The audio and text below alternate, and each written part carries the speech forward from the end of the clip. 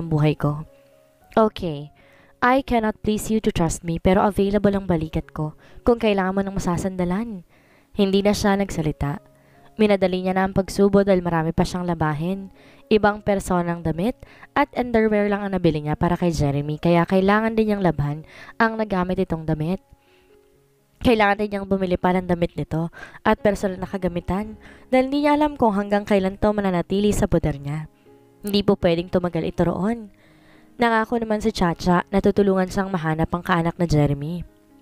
Kinuhaan na nila ng litrato si Jeremy para sa plano nilang paglapit sa mga pulis at sa media.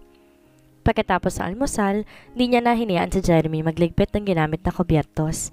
Pinagpahinga na niya ito. Pagkakita pa lang niya sa gabundok niyang labahin, tinamad na siya. Hindi niya yon matatapos ng kalahating araw. Una niyang nilabhan ng mga paborito niyang damit. Masyadong masikip ang laundry area ng apartment at ganun din ang space ng pagsasampayan sa mini terrace ng unit. Hindi siya komportable sa ganoong lugar. Nasanay siya sa bahay nila na kwarto pa lamang niya kasing laki na ng apartment na tinutuloyan niya. Automatic rin ang laundry machine kaya hindi hassle. Ibinuhos niya sa palangganang may tubig ang laman ng 2 paketeng detergent powder. Pagkuwan, kinaukaw niya hanggang sa maghalo sa tubig ang sabon. Ilulublob na sana niya ang tubig na may sabon ng tuyong mga damit nang biglang nagsalita si Jeremy. Anlawan mo muna mga damit ng tubig para lumambot ang dumi. Sabi nitong hindi niya namamalayan ang paglapit sa kanya. Nilinis niya ang kanyang lalamunan. Naiinis siya. Mababasa rin naman ang damit. Pareho lang naman yun. Ano niya? Sige, kung ganyan ang alam mo. Huwag mo nang isamang damit ko sa paglaba. Kaya ko na yung labahan. No, magpahinga ka pa. Ayoko maging pabigat sa'yo. But I put you in this situation, kaya dapat ko lang tong gawin. But it's too much. Nawala ang memorya mo at kumuntik kang mamatay dahil sa akin. Sa palagay ko, kulang pa tong ginagawa ko. May ilang sandaling tahimik si Jeremy. Kinusot niya ang mga damit. Anong tinapos mong kurso, Shara? Mamaya'y tanong ni Jeremy. Bumagal ang pagkusot niya. I did not finish my studies yet. Sagot niya. In college? Yes, I hate my course. It's not my choice. My parents planned for my future. They never asked me what I really wanted in my life. I always have no choice. They were always right. Sagot niya sa matabang na tinig. That's why you hate your parents, right? I don't. You are, Shara. In your case, you may call us the black sheep of your family. Ganyan ba ang tingin mo sa akin? Yes. Walang paligoy-ligoy nitong sagot. Di na siya nagsalita. Nag-focus na sa pagkukusot ng damit at di niya namamalayan na isama niya na sa pagkusot ang ilang pirasong damit ni Jeremy. Nagulat na lang siya nang umuklo sa tabi niyang lalaki. Tinulungan siya sa pagkusot. Let me help you. Walang lakas ang pagkusot mo, baka hindi maalis ang dumi. Sabi nito. Na-speechless siya dahil sa sinabi nito. Nainis siya pero hindi niya yun pinakita sa lalaki. Pinabayaan niya na itong magkusot. Binanlawan na lamang niya ang mga nasabon ng damit. Napansin niya na hihirapan na si Jeremy sa posisyon nito, lalo pa't may injury ito. Binigay niya rito ang inuupuan niyang bangketa. Masakit pa ba ang binti mo? May himig ng pag-aaralang tanong niya. Medyo, pero hindi na katulad nung nasa ospital na hindi ko maigalaw. Naibaloktot ko ang tuhod ko. Kita mo naman. Confident na sagot pa nito. Pero, kailangan mo pa rin ng pahinga. I can stay here inside. I want to come outside. Sagot nito. You can explore outside but you cannot go alone. Busy ka palagi. Paano mo ako masasamahan? Wala ka bang day off? Sa ngayon, wala pa. Next month pa ako makakapag-day off dahil wala pang na-hire na karelyebo ko. Saan mo ba gustong pumunta? Anywhere, basta sa tahimik na lugar at walang polusyon. Sa mga probinsya, baka makakatulong ang pamamasyal para bumalik ang alaala mo. Magtiis ka muna rito. Hindi nakakubo si Shara na makita niya, kinukusot na rin ni Jeremy ang itinabi niyang underwear niya. Dapat, sa huli pa siya ito, lalaban ng mga yun. Nakatatlong kusot na nga ng panty. Niya si Jeremy, bago siya nagkaroon ng lakas ng loob na pigilan to. That's over. Are you out of your mind?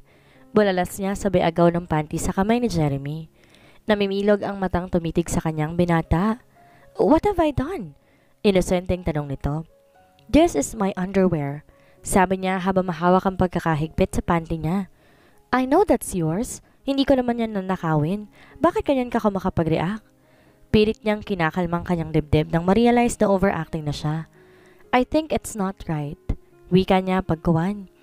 Nilaban mo rin ang underwear ko so I thought okay lang kung laban ko rin ang underwear mo. Walang mali dito. Tumili siya. Enough! Ang dami mo kasing sinasabi kaya hindi ko namamalayan ang nangyayari. Why are you shouting? Calm down, it's just underwear. Tumayo siya at inihiwalay ang damit ni Jeremy sa mga damit niya. Nilagay niya mga ito sa magkahiwalay na timba tsaka ibinigay sa lalaki. Naisip niya ni minsan hindi nangyaring naglabas siya ng damit at underwear nang yumaan niyang boyfriend. Never din niya iyong pinaglaban ng kahit isang damit niya. But this stranger silently turned her life upside down. Dapat matutulog si Shara pagkatapos siya maglaba. Pero nawalan siya ng oras dahil biglang sumakit ang ulo ni Jeremy. Dinala niya ito sa ospital kung saan ito na-admit noong na-aksidente. Ang sabi ng doktor dala lang ng pagod kaya't sumakit ang ulo ni Jeremy. Binigyan sila ng schedule para sa follow-up check-up ni Jeremy at CT scan. Pag-uwi nila sa apartment, hindi niya tinantanan ng sermon ang lalaki. Sinabi ko namang magpahinga ka muna eh. Matigas din kasi ang ulo mo. Kapag napano ka, lalaki ang problema ko sa'yo. Dito ka lang sa bahay at huwag kang magkikilos. Magluluto ako ng pagkain bago aalis. Pakiusap. Huwag kang magpumilit magtrabaho. Palatak niya habang nakapamewang na nakatayo sa harapan ni Jeremy. Tahimik lang itong nakaloklok sa sofa at tinitingnan siya. Iniwan niya ito at nagtungo siya sa kusina. Mapapasubo siya kay Jeremy. Nag-research siya sa Google ng recipe na may sabaw. At ang sabi ng doktor, huwag laging dry ang ipapakain sa pasyente. Hindi rin pwede ang matitigas at mamantika. Pero kahit may recipe na, hindi pa rin niya kayang magluto ng perpekto ang lasa. Sinabawang tunang niluto niya na nilagyan ng repolyo at sayote. Mandali niya lang pagluluto dahil nga late na siya sa trabaho. Pasado 3:00 na ng hapon. Late na siya na 1 oras. Initin mo lang ang ulam upang kakain ka na. Ganon din ang kanin. Aalis na ako? Habilin niya kay Jeremy. Nasa sala lang ito, nanonood ng movie sa laptop niya. Wala siyang narinig na kahit anong salita mula sa binata. Iniwan na niya ito. Mabuti na lang at naabisuhan niya si Chacha na malilate siya ng pasok. At sinabi niyang dahilan. Ito ang nagpaliwanag na papalitan niyang cashier. Hindi gusto ni Jeremy ang lasa ng sabaw. Maalat at naparami ang seasoning na nilagay. Isang hiwa ng tuwo na lang ang kinuha niya at kinain. Wala siyang choice kundi pagtiyaga ng ulam. Pasado 8:00 ng gabi na siya nakakain dahil hinahango pa niya ang mga sinampay nila at tinupi ang mga natuyo na. Di na siya nagpumilit pang magtrabaho. Dahan-dahan din siya sa pagkilos. Pagkatapos ng hapunan, hinugasan niya namang kubyertos na nagamit niya. Ginugupo na rin siya ng antok. Sinadya ni Shara na iwan sa kanyang laptop nito para may libangan siya. Bitbit niya ang laptop at sana'y papasok na sa kwarto nang makarinig siya ng music mula sa kwarto ni Shara. Noon lang niya napansin na hindi nakalock ang pinto ng kwarto. Natokso siyang pumasok sa kwarto ng dalaga. Cellphone pala nito ang tumutugtog na nakapatong sa ibabaw ng kama. Nilapitan niya ito at dinampot. Aksidenteng nagalaw niya ang answer key sa touchscreen. Naka-loudspeaker pa kaya't nagulat siya nang umalingaw ang boses ng babae. Shara, it's me, your mom. Hanggang kailan mo ba kami titiisin ng daddy mo? Wala ka mapapala dyan sa pagmamatigas mo. We love you, Iha. We don't aim to betray you if that's what you think we're doing. You just don't understand the situation. You're our only daughter, that's why we do anything for your better future. Please don't get us wrong. Nagdesisyon kami ng daddy mong pilitin ka na dalhin sa New York para dito na mag-aral. Hindi na magbabagong desisyon naming ipakasal ka sa karapat-dapat na lalaki. Please tigilan mo ng pagre-rebelde. Huwag mo nang hintayin sa pilitan ka naming kukunin. Shara anak, please talk to me darling. Hindi pinutol ni Jeremy ang linya. Nilapag lang niya sa kamang cellphone at tiniyaang magsalita ang ina ni Shara. Dahil sa mga narinig niya mula sa ina ni Shara, unti-unti niyang nauunawaan ang sitwasyon ng dalaga. Kalaunan kusaring naputol ang linya. Di na niya muling hinawakan ang cellphone. Nakabukas lang ang ilaw sa kwarto ni Shara at magulong kama. Nagkalat ang mga kinumot na papel sa sahig at ang hinubad na damit ng dalaga naroon lang sa ibabaw ng kama. Nagkalat din ang mga slippers nito. Nabaling ang tingin niya sa mesang nakadikit sa dingding malapit sa bintana. Nakatingin siya sa kwadradong larawan. Nilapitan niya ito. Litrato yun ni Shara, kasama ng isang lalaki. Parehong nakangiti ang dalawa. Katabi ng litrato nakapatong din ang isang gitara. Inilapag niya sa mesa ang bitbit niyang laptop, tsaka niya kinuha ang gitara. Sa mismong katawan ng gitara may nakaukit na mga pangalan. Joseph Love Shara. Napaisip siya. Marahil ay ang lalaking kasama ni Shara sa litrato ay boyfriend nito.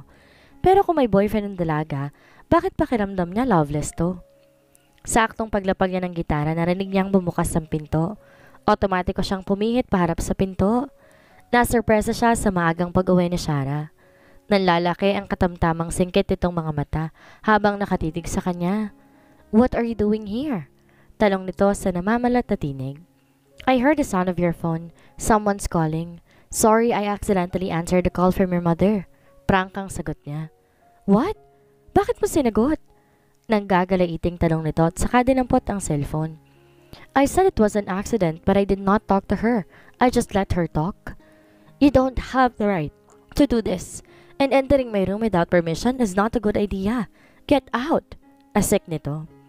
Mariing kumunot ang noon niya. May mood swing ang babaeng to at hindi niya yun gusto. Hindi siya nagpasindak sa pagsusungit nito. "Sorry kung kasalanan ng ginawa ko. I know I don't have the right, that's why I apologize. Siguro nga nababagot na ako kaya napadpad ako dito sa kwarto mo. Akala mo ba gusto kong matrap sa poder mo? Hindi ako natutuwa, sa totoo lang. Wala akong choice dahil wala akong maalala. Pero ayokong igiit ka sa kasalanan mo. Ang gusto ko lang maging maayos ang pakikitungo natin sa isa't isa. Pero kung masyado na ako nakakaabala sa buhay mo, hayaan mo na lang ako lumapit sa mga pulis para matulungan nila ako." Seryosong wika niya. Walang ligtas sa kanya ang biglang pamumutla ni Shara. Nahimasmasan nito. Bigla itong lumuklok sa gilid ng kama at tumagulhol. Napasobra yata ang litanya niya at nasaktan yata ito. "I'm sorry," aniya. "No, you don't have to say sorry. It's my fault. Sorry kung napagbubuntulan kita.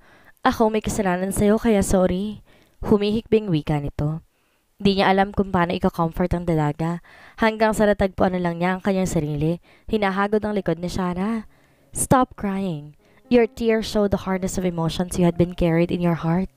Nakakadagdag pa ako sa problema mo. Huwag ka mag-alala. Kapag kondisyon ng katawan ko, kusa akong lalapit sa eksperto para mahanap ang pamilya ko." Naudlot ang pagluha ng dalaga. "No, responsibilidad ko to. Baka kung ano pang isipin ng pamilya mo kapag natuklasan kung ano ang nangyari sa'yo. Baka ipakulong nila ako." Nababahalang wika nito. "Hindi nila gagawin yon. Ako ang magpapaliwanag." "Natatakot ako." Anito. "Wala ka lang tiwala sa akin." Tumayo ang dalaga, lumapit sa bintana. "You are staying here until I found your family. Pasensya ka na sa akin.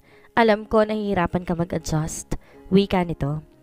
"Wala ka ba mga kaibigan na nagpapayo sa'yo?" Pagkawan ay tanong niya. Hindi siya nito hinarap. "Meron. Matigas lang talaga ang ulo ko. Mataas ang pride ko. Nagre-rebelde ako sa parents ko. I hate the way they care for me. Para kung ibon na nakakulong sa hawla at tayong sila lang ang may karapatang magdesisyon kung kailan ako papakawalan. They feed me. They give me everything I need. Money, material things, and wealth. But they don't know what I really want." Kaswal na kwento nito. Nakaka-relate siya sa kwento nito pero hindi niya maintindihan kung bakit. Maaaring pareho sila ng katayuan sa buhay. "Narinig kong sinabi ng mommy mo. Naiintindihan ko na. Kaya ka nagre-rebelde ay dahil pinipilit nilang magpakasal ka sa lalaking gusto nila. That's common issue for high-profile parents. Mas mahalaga sa kanila ang privacy ng pamilya kaysa damdamin ng sariling anak." Sabi niya. Lumuklok siya sa gilid ng kama dahil nangangawit ang binti niya. "That's not just the reason. Maraming sitwasyon na hindi namin napagkasundoan ng mommy ko. She's against in all the decisions that I make. Maaaring may pagkukulang ang mommy mo, pero maaaring meron ka rin. Kung wala sa kanyang problema, baka nasa'yo." Marahas na humarap sa kanyang dalaga. "Halos lahat ng tao na kilala ko, palaging may negative impression sa akin. Somebody always judged me. I just like those people. Ang kaibahan ko lang, mas mabilis ako natuklasan ng mga reason ba't ka nagkakaganyan. But for me, it's not a big issue. Bata ka pa. There are more opportunities for you to change your lifestyle. You have to accept your mistakes and you should learn on how to forgive and move on." Biglang tumahimik si Shara. Nakatitig lang to sa kortina na isinasayaw ng hangin nagbumula sa labas. "Anyway, nag-dinner ka na ba? Napaaga atang uwi mo." Aniya pagkuwan. Binalik nito ang tingin sa kanya. Umiling ito. Sumakit ang ulo ko kaya nag-undertime ako. Di na ako nag-rehearse. Sagot nito. Baka epekto na yan ng alak or nalipasan ka na ng gutom. Tara sa kusina. Ani at nagpatiun ng lumabas. Sumunod kaagad si Sarah kay Jeremy ay nasikaso ng binata ang pagkain nito. Umupo siya sa katapat itong silya habang pinapanood tong kumakain. Napansin niyang pagkunot ng noo nito na matikman nito ang sariling luto nito. Hindi masarap, di ba? Walang gatol na sabi niya rito. Naiilang na tumingin sa kanya ang dalaga. Pwede pa namang maayos ang lasa. Hindi na, piprituhin ko na lang yung isda bukas, sabi nito. Hindi na siya umimik. Pinagtsagaan na nga rin ni Sarah ang sarili niyang luto. Habang pinagmamasa niya itong kumakain, nakaramdam siya ng bagong emosyon. Hindi siya sigurado kung awa pa ba iyon. May excitement din siyang nararamdaman. Nung umalis, ay naiinis siya at nababagot sa poda ng dalaga. Pero habang lumalaon, tinutubuan siya ng interes na mas makilala pa ito. Naisip naman niya, nakita niyang litrato nito at ang ilang bagay na natuklasan. Sarah, sino si Joseph? Siya ba yung lalaking kasama mo sa litrato? Nagangat to ng mukha at matamang tumitig sa kanya. Tumigil to sa pagsubo. Oo, si Joseph ang first boyfriend ko, sagot nito. Nasaan na siya ngayon? Hiwalay na ba kayo? O sisa niya? May ilang sandaling tumahimik ang dalaga. Narinig niyang malalim itong hininga. He passed away 5 months ago. Pagkawan ay tago nito. May kung anong bumandol sa dibdib niya. Oh, sorry for asking. Aniya sa malamig na tinig. Iniisip niya na hirapan ang dalaga sa tanong niya. It's okay. Kahit paano maluwag na ang pagtanggap ko sa pagwala niya. Ang masakit lang doon, nilihim niya sa akin na may sakit siya. Nalaman ko na lang na stage 4 ng leukemia niya. Di lang naman yun na naging hadlang sa relasyon namin. Ayaw sa kanya ni mommy. Kwento nito. Bagay na hindi niya inaasahan. But you kept his memories and his picture. Komento niya. He is the most aspiring person I'd ever met. He teached me a lot of things and I never experienced. Di ko maitapon ang alaala niya dahil alam ko habang kasama ko to, ito rin na magtutulak sa akin para magsimulang muli. At balang araw masasanay akong kasamang alaala niya na wala nang sakit sa puso ko. Magiging normal na bagay na lang sa paningin ko. Di lang pumasa sa standards ng parents ko si Joseph pero willing akong ipaglaban siya. Ang kaso kagad siyang sumuko. Yun pala may mas malalim pa siyang dahilan kung ba't niya ako nilayuan. Patuloy ng kwento nito. Inaasahan niyang pagluha ni Sarah pero nasurpresa siya nang di ito umiyak. Tila normal lang ditong magkwento na masakit na karanasan nito.